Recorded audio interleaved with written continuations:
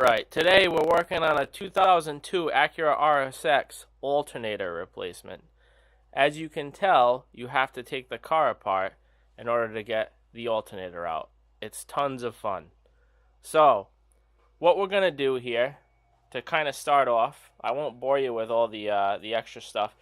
Take the bumper off. You've got one screw under here. You've got a couple screws underneath going under the splash guard. You've got a couple little push pin plastic units up on the top. Take the front bumper off, get that thing out of your way. After that, there's 4 bolts holding the headlight on. So you've got a bracket that's basically underneath the headlight.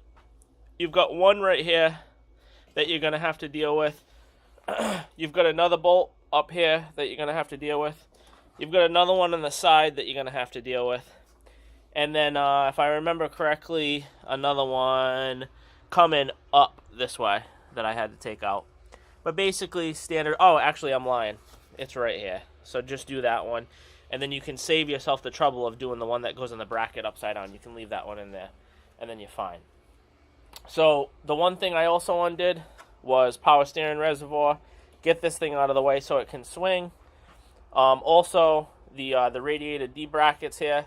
This way you can get a little bit of flexibility, not a ton, but it helps when you see how close quarters this thing is. Before you even start, disconnect your battery, get the thing out of there, or, disconnect, your positive cable or whatnot. And then this is the cavity that you're dealing with. So that piece, that little round piece you can see with the little protruding center, that's for the idler pulley itself. Idler pulley's right here. You've got bolt, this cone washer, you've got a nut on the other side, and that nut goes on the back side of where this guy is. So here's where the bolt goes through. I'll get the camera in there so you can see better. There we go. Bolt goes through this way, nut comes from the back, and it kind of sits in there in a little pocket. So when you take that out, you can get the belt off, slide that off pretty easily.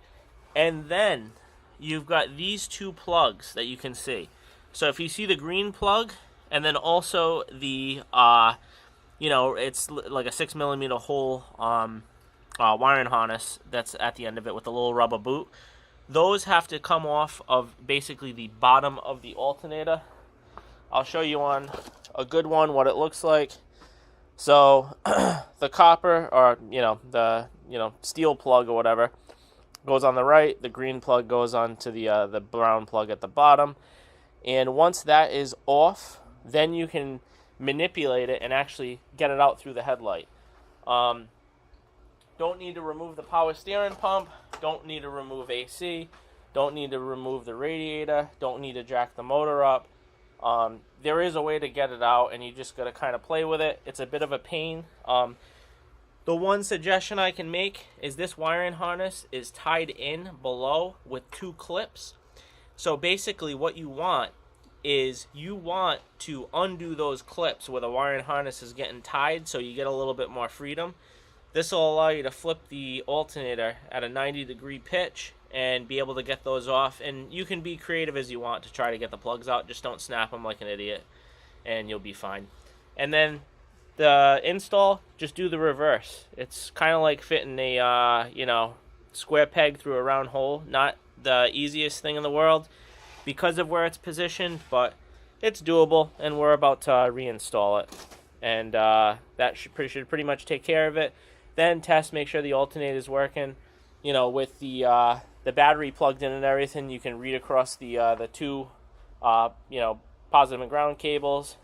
Should have around 12 volt with the car not running, and then you should see that voltage bump up to 13-ish or so, 14-ish or so when you start her up, to make sure the alternator is actually putting power back in. After install, so we've got the alternator in there, and basically, see this bolt right here? That's the tensioner pulley itself, the one that we removed before. Well, you throw that back in with the 6-point nut in the back. Tighten that down, and then you're going to basically use this. This guy swings this way, and you'll be able to get your belt wrapped back around and everything. Just make sure all the ribs are all aligned and everything. The alternator itself is in, so you've got your wire harness plugged in, your 3 bolts, and those are decently tight.